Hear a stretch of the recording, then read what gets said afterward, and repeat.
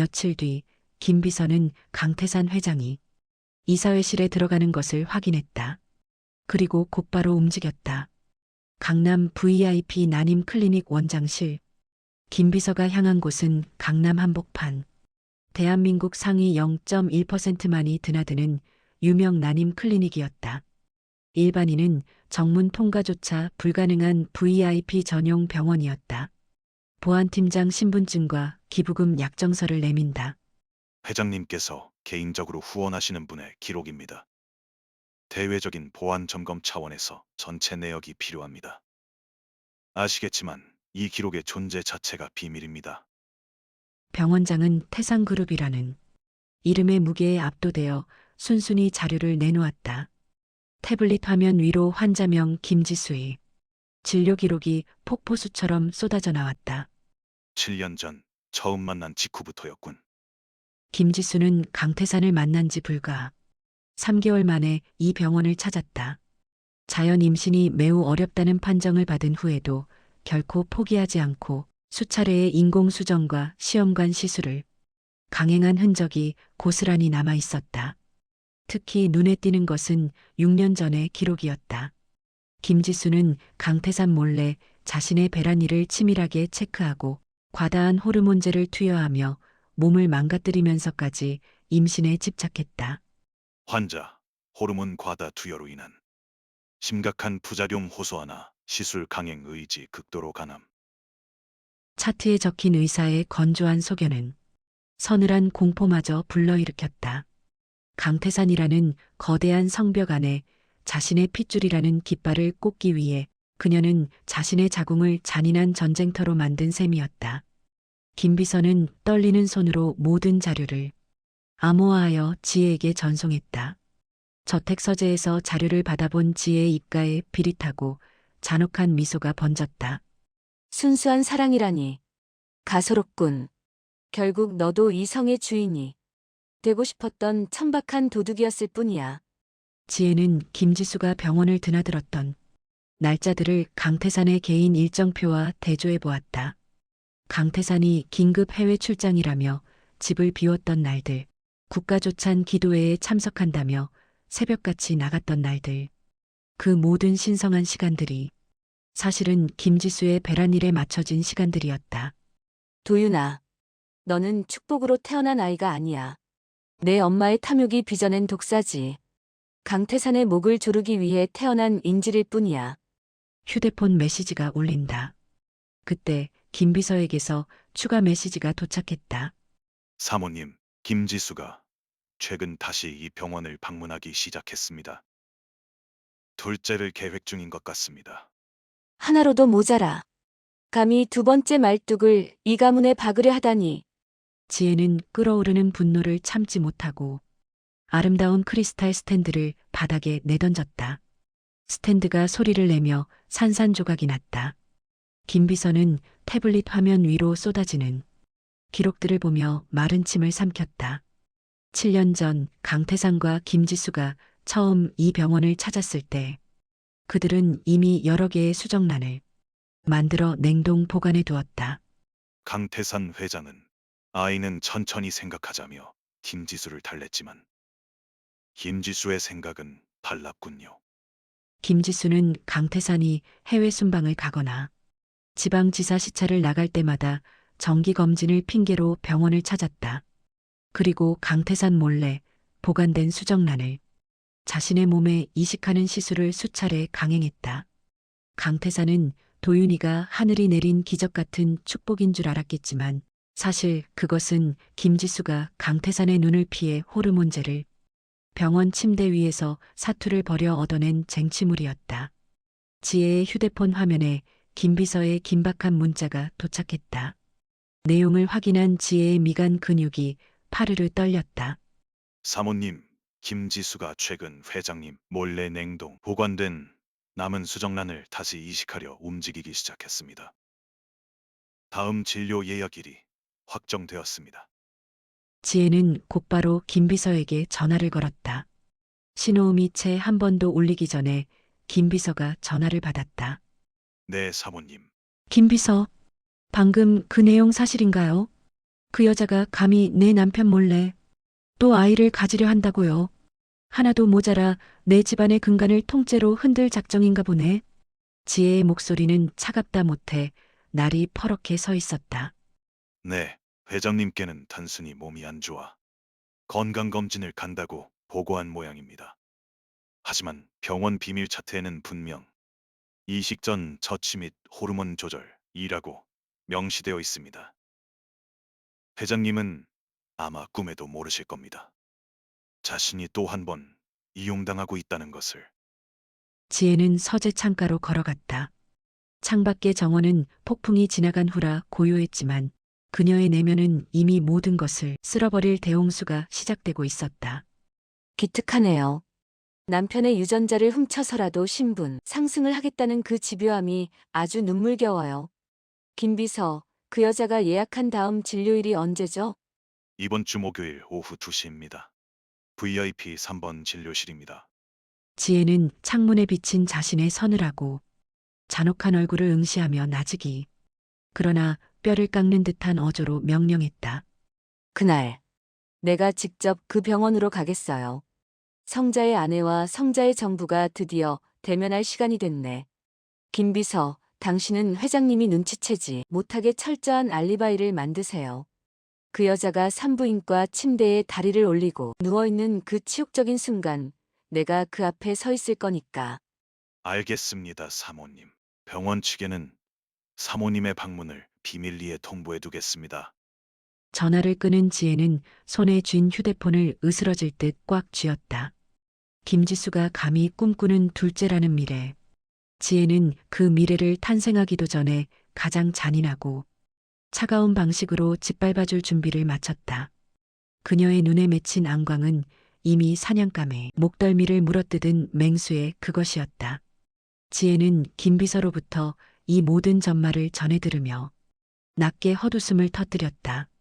그 웃음소리는 서재의 차가운 공기를 가르고 비수처럼 꽂혔다. 다음 날 오전 김비서가 지혜의 서재로 찾아왔다. 강태산이 만약의 사태를 대비해 보험처럼 남겨둔 수정란을 그 여자가 야금야금 꺼내 쓰고 있었다는 거군요. 내 남편의 시를 도둑질해서 말이야. 참으로 기특하고도 천박한 발상이네. 그렇습니다, 사모님. 회장님은 본인의 정력이 여전히 왕성해서 자연스럽게 아이가 생기는 줄로만 알고 계실 겁니다. 김지수는 철저히 회장님의 그 오만한 자만심을 이용했습니다.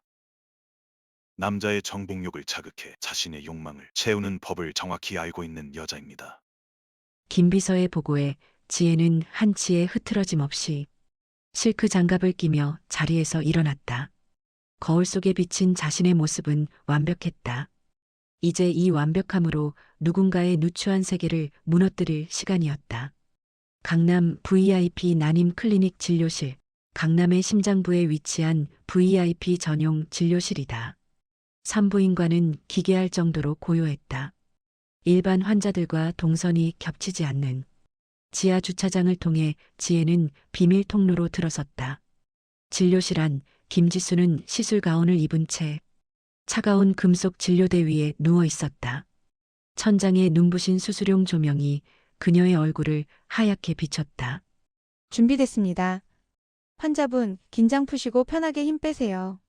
기계적인 간호사의 목소리에 김지수는 깊은 숨을 내쉬며 눈을 감았다. 하지만 잠시 후 들려와야 할 금속 기구의 마찰음 대신 묵직하고 날카로운 구두 소리가 정적을 깼다. 또각, 또각.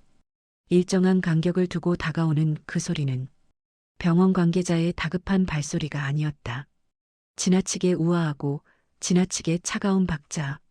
그것은 마치 사형 집행인이 다가오는 소리 같았다. 사모님? 김지수가 의아해하며 감았던 눈을 떴을 때 시야에 들어온 것은 차가운 조명이 아니라 윤지혜의 미동 없는 무표정한 얼굴이었다. 김지수의 안색이 순식간에 잿빛으로 변했다. 심장이 비정상적으로 요동쳤다.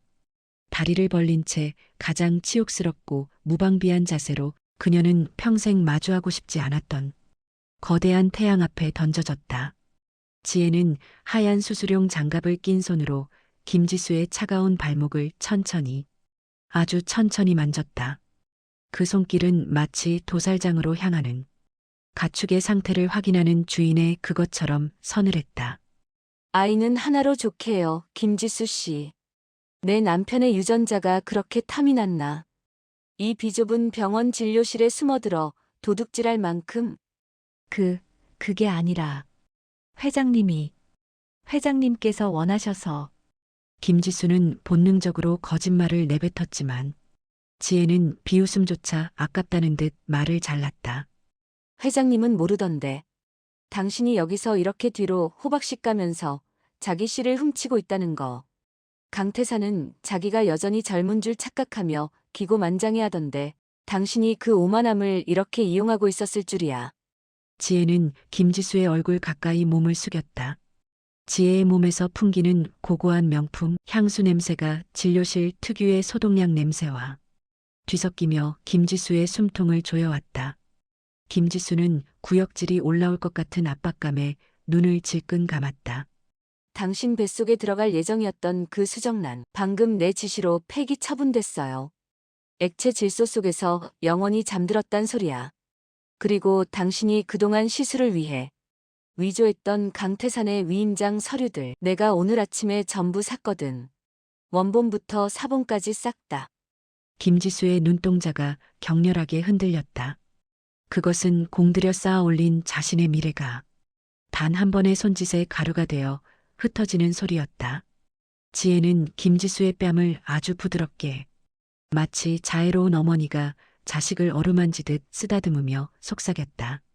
그 부드러움이 오히려 송곳처럼 살을 파고들었다. 이제 내가 낳은 그 5살짜리 애 도윤이만 남았네. 그 애는 어떻게 지켜낼지 기대할게. 사냥은 이제 막 시작됐으니까 내가 감히 내 남편의 씨를 도둑질한 대가가 얼마나 비참한지 내 온몸으로 느끼게 해줄게.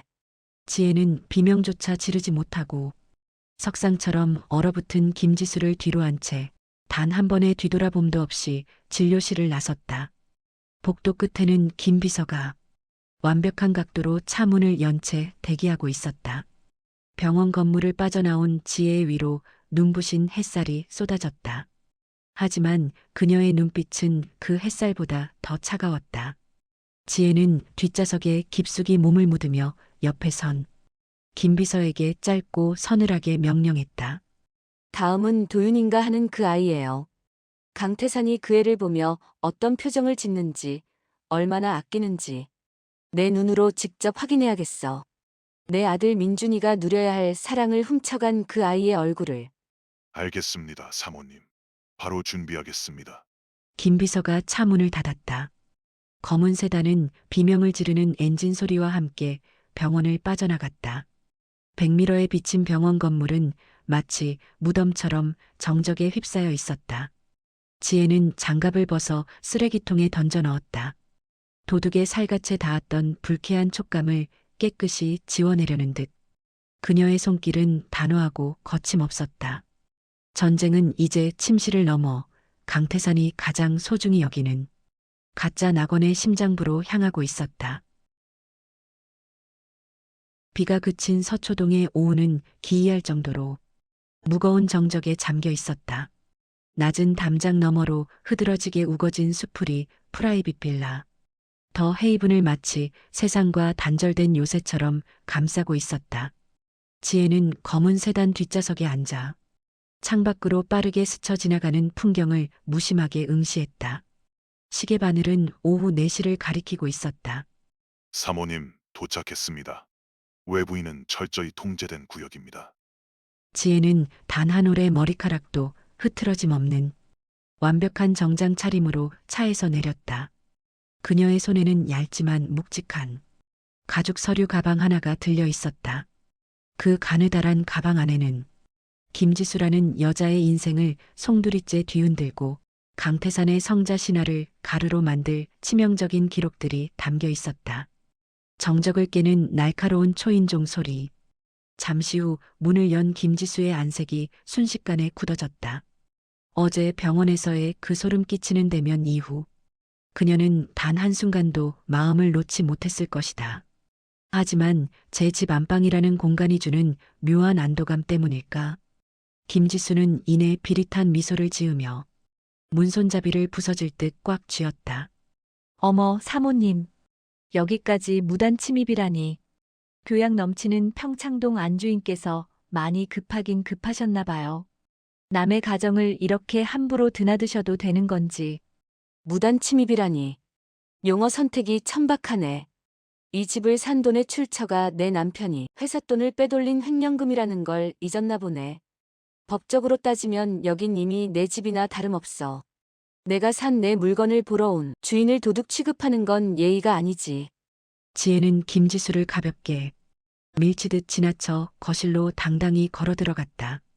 김지수의 저렴한 향수 냄새가 밴 공기가 역겨웠지만 지혜는 우아하게 거실 중앙 가장 상석인 소파에 자리를 잡고 앉았다. 마치 원래부터 자신의 자리였다는 듯이. 말씀이 너무 심하시네요. 태산 씨가 이 사실을 알면 사모님이 얼마나 무서운 분인지 새삼 깨닫게 될 텐데 감당하실 수 있겠어요? 태산 씨, 그 천박한 입으로 내 남편 이름을 함부로 부르지 마. 당신이 여기서 7년 동안 안주인 놀이를 할 수 있었던 건 순전히 내가 당신이라는 존재를 모르는 척 존재 가치가 없는 쓰레기처럼 취급해줬기 때문이야. 하지만 이제 놀이 시간은 끝났어. 퇴장할 시간이라는 소리야. 지혜는 서류 가방에서 병원 비밀 진료, 기록 사본과 위조된 위임장들을 꺼내 유리 테이블 위에 던졌다. 김지수의 눈동자가 서류의 제목을 확인하자마자 격렬하게 흔들리기 시작했다. 어제 병원에서도 경고했지. 당신이 감히 내 남편 몰래 둘째를 계획하고 있었다는 거. 당신은 이 남자를 사랑하는 게 아니야. 강태산이라는 거대한 나무에 기생해서 어떻게든 자신의 핏줄로 뿌리를 깊게 내리려 발악하는 독초일 뿐이지. 당신의 그 얄팍한 임신 작전이 사랑 때문이라고 믿는 거야? 김지수는 입술을 피가 나도록 깨물며 도끼 어린 눈으로 소리를 질렀다. 태산 씨는 도윤이를 사랑해요. 나도 사랑하고 당신이 아무리 완벽한 척 고고하게 굴어도 그 사람은 숨막히는 평창동이 아니라 내 옆에서만 진짜 웃음을 짓는다고 당신이 줄 수 없는 따뜻함을 내가 주고 있단 말이야. 그래, 그 위대한 웃음의 대가가 얼마인지 지금부터 확인해 줄게. 내가 지금 여기서 당신을 당장 끌어내지 않는 이유가 뭔지 알아.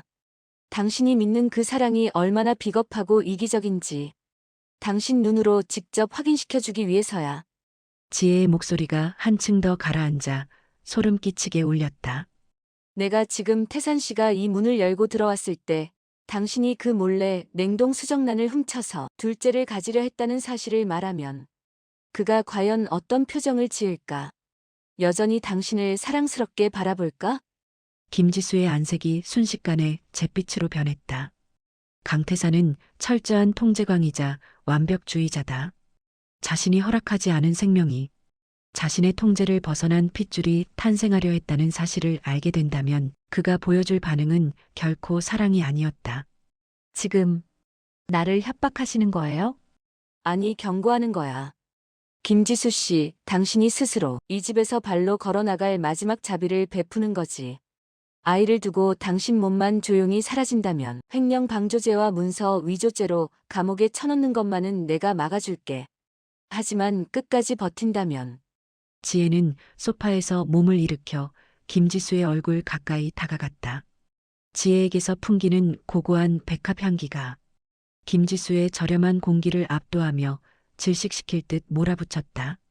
당신이 병원을 전전하며 구걸했던 그 추악한 시술 기록들, 그리고 강태산의 씨를 도둑질하려 했던 그 전말을 태산 씨 면전에 하나하나 뿌려줄 거야.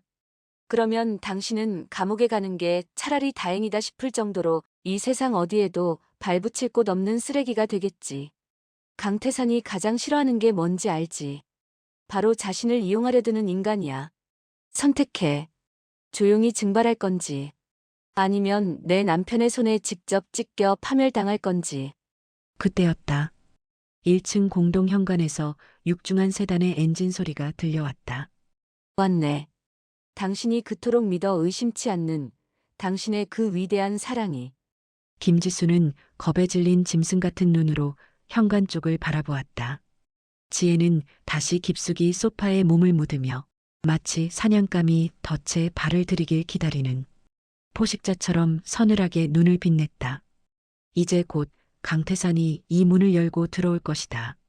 그리고 그는 자신의 완벽한 비밀 낙원이라 믿었던 이곳에서 가장 마주치고 싶지 않았던 인물과 마주하며 30년 공들여 쌓아온 성자의 신화가 무너지는 소리를 듣게 될 터였다.